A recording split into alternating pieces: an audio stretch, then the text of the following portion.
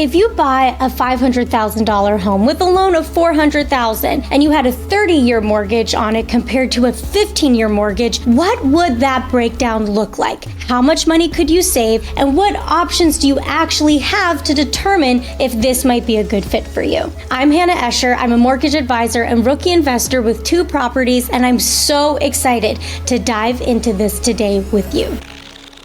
So let's get into it. Now, before we talk about the 15 and 30-year loan options, I want to make it really clear that these are not the only terms available to you. There's also 20-year options, sometimes 25-year options. 30 is usually going to be the longest loan term that you will be able to find. However, sometimes you can find options in between that 15 and 30-year term as well. So just keep that in mind as we're talking about numbers today. The reason we want to look at 30-year versus 15-year today is because these are some of the most popular loan options that are chosen when people are looking at a loan. Now, many times a 30-year fixed loan is just going to be that standard option that most people choose. And there is a reason for that. The number one reason being that a 30-year fixed loan option is usually going to be the most affordable option available because you're extending that loan term along a longer length of time, right? So your monthly payment's going to be lower than if that loan term was shorter. So let's dive into these numbers so you can actually see what this looks like. We want to compare these loan options specifically so you understand the amount of interest that you could potentially be paying in a 30-year option versus a 15-year option. And again, there's many other terms available, but these ones are very commonly used. All right, so before we get started, I just want to be very clear that when you're looking at a 30-year mortgage, your monthly payments will be lower. Again, that's because this loan is being stretched over a longer period of time. So when we look at these numbers, you're going to see, and it might be surprising that yes, that 15-year monthly payment is going to be higher. However, by the end of the loan term, you may be surprised in how much money you can save. So let's dive into those 30-year numbers. We're going to be looking at a $400,000 loan for both of these scenarios. As a note, the rates we're using today are based off of Freddie Mac's average, and these are rates that would be conducive to a primary resident loan. So if you're looking at a second home loan or an investment property loan, the rates are likely going to be higher. So keep that in mind when we're looking at these numbers. And also, when we're talking about this 15-year loan option that's available, it's available over a couple different loan types. So you don't have to just be in a conventional loan in order to see this option. So for the 30-year fixed mortgage, we're going to be looking at a 7% rate. For the 15-year mortgage, we're going to be looking at a 6.25% rate. And I am going to be referencing my notes because I want to make sure I get these numbers right for you. So when we look at this 30-year mortgage, we're going to base it off of a $400,000 loan with a 7% fixed interest rate. Now, when we're looking at these types of loans, because it is a fixed rate, it means that these payments are going to be amortized. What that simply means is you are going to be paying off this loan in equal increments through the whole life of the loan. And that will allow you to have the entire loan paid off by the end of that 30-year term. So we're looking at the $400,000 loan, looking at the 7% rate. If that's amortized over 30 years, your principal and interest payment is $2,661.21. Now, this is just your principal and interest payment. Usually, you're also going to have home insurance, property taxes, and maybe even mortgage insurance, depending on your loan type. Now, because you have extended this term over 30 years, your interest that you would be paying is $558,035.59. Yes, it is more than the original loan amount. So over that life of the loan, if you stayed in that 30-year loan at that 7% rate for the entire time, you would be paying a total of $958,000. $35.59. Yes, that is a huge number. And yes, it is over double what your original loan amount is. This is why people are very excited when interest rates drop and when interest rates are low,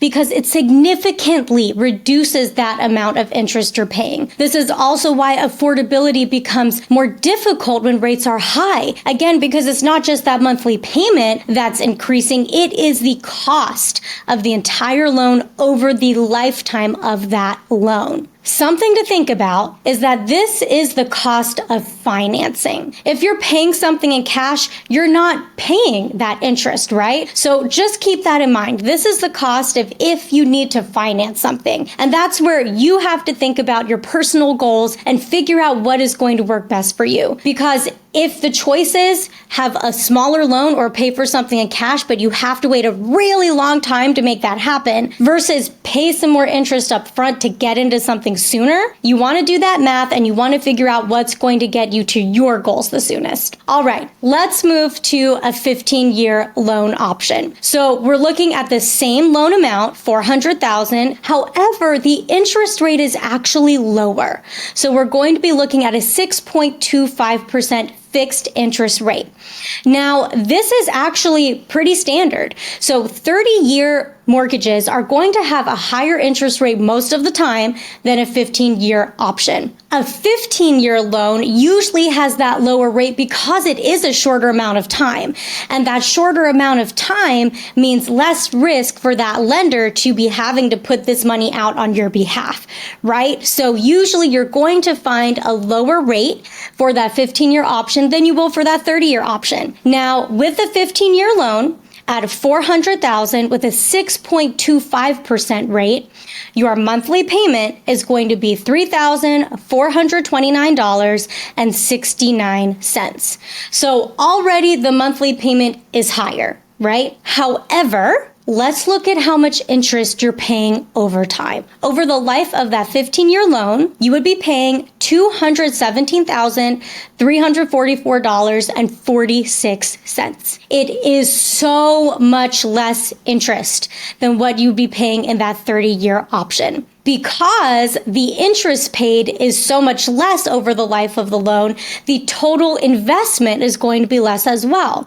So you'll be paying $617,344.46 over the entire 15-year term of that mortgage. That is saving you over $300,000 over that term and for that loan. And with these numbers, you'd be thinking, well, why doesn't everyone do this all the time? This is what can be a challenge when we look at 15-year mortgages. You have to be able to qualify for that higher monthly payment. So just because you're going to be paying off this loan a shorter amount of time, the interest rate is lower, the amount of interest you're paying over time is lower, you still have to be able to qualify for that loan. And that's where it can get a little tricky, especially as a first-time buyer. Because as we saw, that monthly payment is almost $1,000 more than the monthly payment on the 30-year fixed loan. So when you're looking at these two products, you really have to be thinking about what is the end goal for yourself,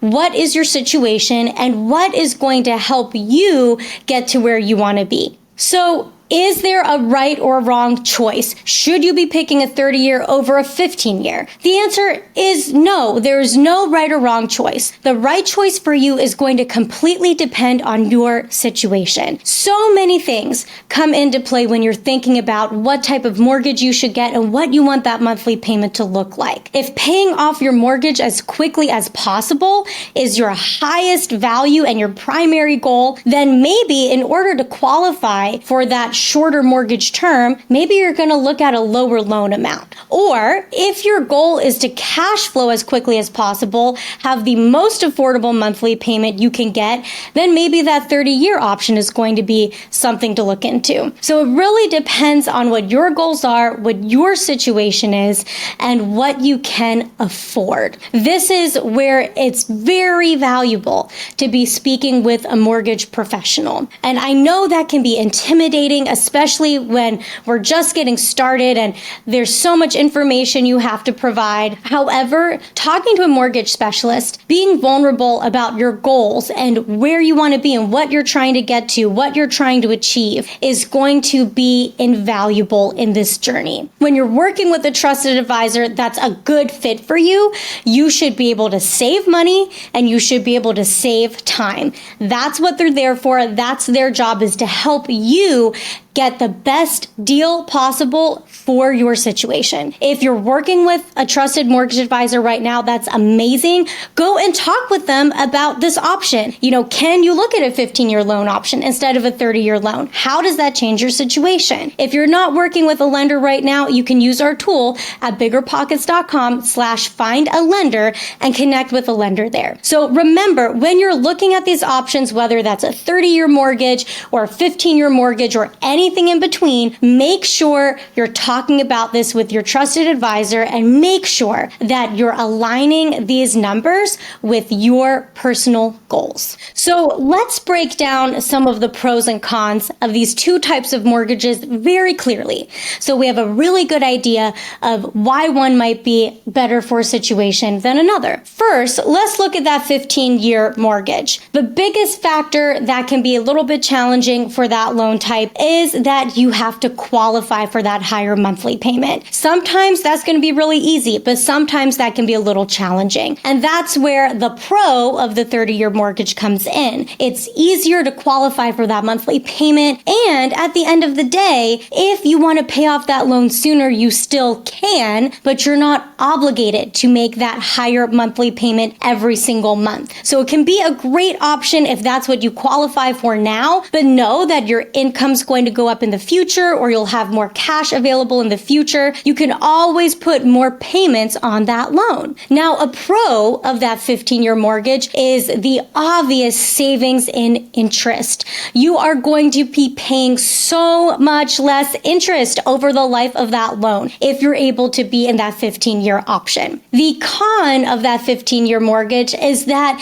it may be more difficult to cash flow because, again, that monthly payment is higher. So this is where it's really important to look at your goals and look at how these different loan types can help you achieve your goal. If your highest priority is going to be cash flow, then this may not be the best option, right? Maybe that 30-year mortgage is going to be a better option so that you can make more cash flow. The obvious con of the 30-year mortgage is that you're paying so much more in interest. Just like the pro of the 15 years less, the con of the 30-year mortgage is that you are paying a significant amount more in interest. So keep that in mind. If your goal is to pay off your properties as soon as possible and you have a lot of cash available and you could have a really low loan amount that keeps that monthly payment affordable, maybe the 15 years is the best option for you. However, if you're really looking for that affordability factor and your goal is to be cash flowing as much as possible, does the amount of interest you're paying at the end of the loan really matter? And that's another question to ask yourself when you're looking at these products, because the numbers, they can be shocking, right? They can be surprising. Looking at how much more you're paying in interest over the life of that 30-year loan is incredible. However, maybe that's the right option for you because maybe it helps you achieve your goals sooner. So look at these products, evaluate them with your investment goals in mind and which one is going to help you achieve those goals in the best way possible. That's it for today. I hope this video helps you understand the options you have available for your next property purchase. I'm Hannah Escher. You can search my name on BiggerPockets. If you found this video helpful, like and subscribe to the BiggerPockets Rookie channel for more videos just like this. I'll see you next time.